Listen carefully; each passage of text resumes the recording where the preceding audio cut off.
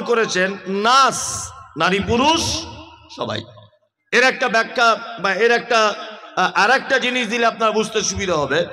জান্নাতে পুরুষ মানুষদের কি দেওয়া হবে? হুর। হুর মানে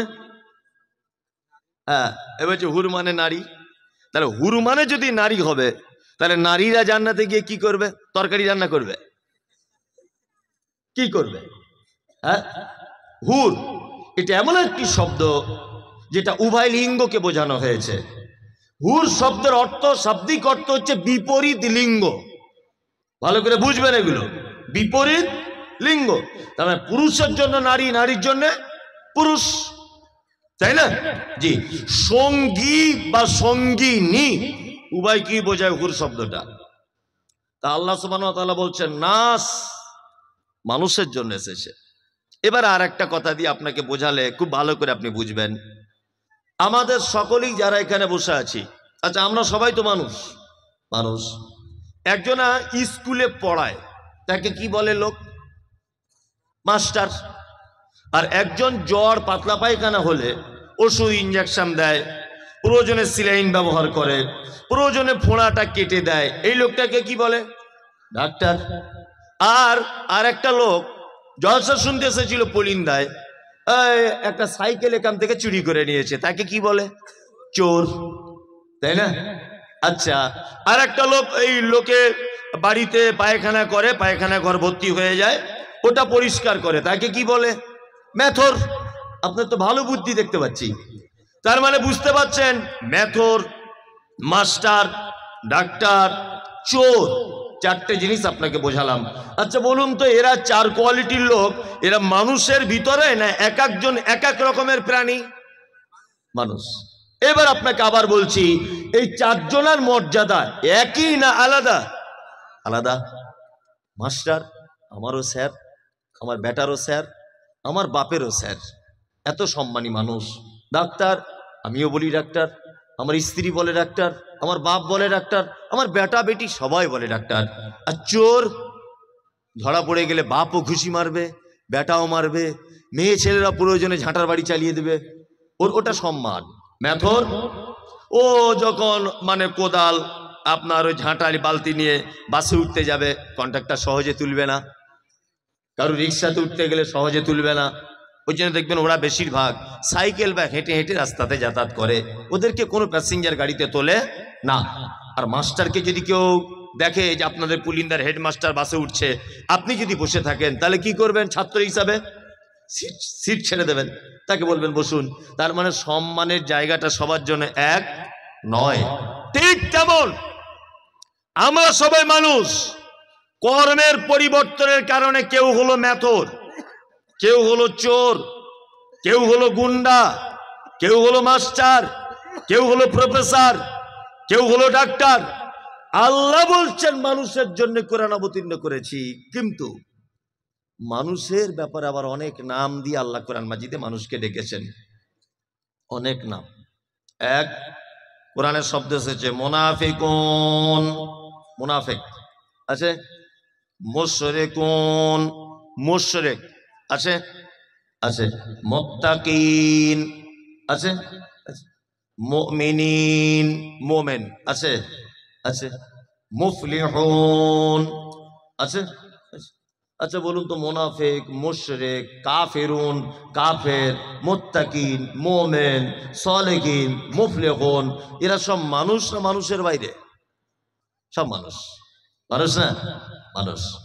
আল্লাহ সুবহানাহু ওয়া তাআলা তাদের কৃত কর্মের পরিবর্তনের কারণে তাদের উপাধিকে চেঞ্জ করে দিয়েছেন।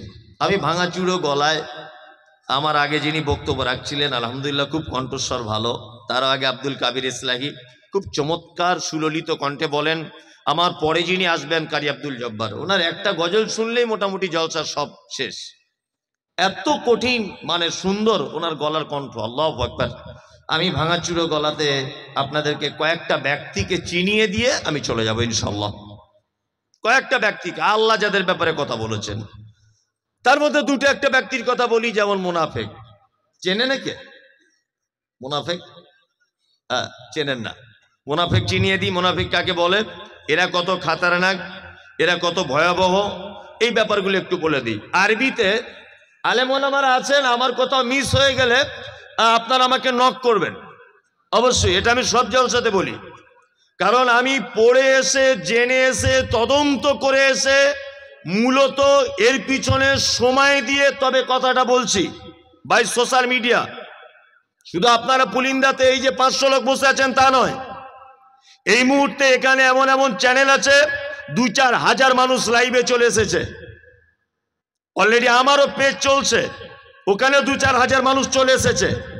ওই জন্য আমি এতগুলি সোশ্যাল মিডিয়া এত মানুষের সামনে কালকে হতে হতে সারা বাংলার মানুষ জেনে যাবে পুলিন্দা মাদ্রাসা জলসা হয়েছে। তার মানে এখানে কোনো কথা আমার পক্ষ থেকে বানিয়ে বলার সুযোগ আর নেই। তারপরেও আমি মানুষ, আমার মিস হতে পারে, তদন্তর ভুল হতে পারে। আমরা মোড়ের মাথা বলি না, যেমন একটা রাস্তা এখান থেকে চলে গেছে বহরমপুরের দিকে, একটা কলকাতার দিকে, আর একটা চলে গেছে আপনার কি বলবো ওই অন্য আর এক দিকে, এইতে 3টে জায়গা রাস্তা এখান থেকে বেরিয়ে গেছে, এটা আমরা কি বলি? 3 রাস্তার মোড়, তাই না? যেখান থেকে 4টে রাস্তা বেরিয়ে গেছে ওটাকে কি বলি?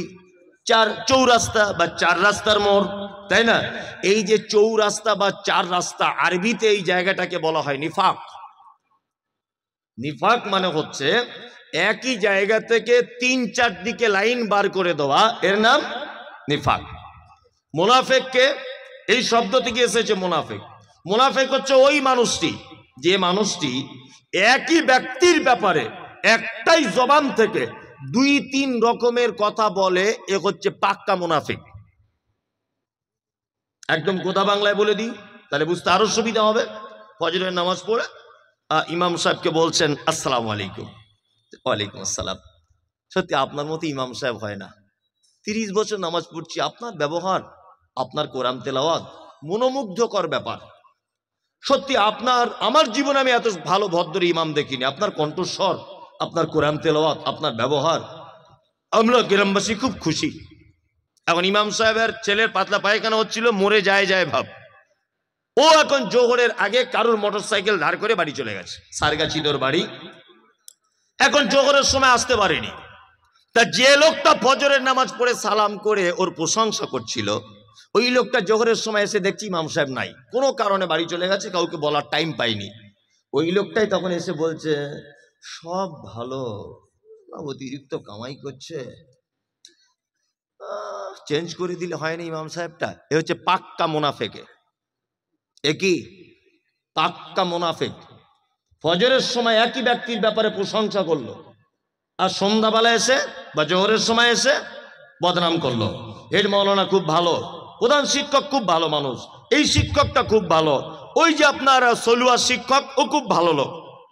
মানে এক কথাতে বুঝে যান মুনাফিক সেই যার মুখে মিষ্টি, অন্তরে বিষ, খরির সাপের মতো, এ হচ্ছে মুনাফিক। আর একটা আপনাকে কথা বলে দিই, আচ্ছা পৃথিবীর সব থেকে বড় পাপের নাম কি? শিরক, তাই না?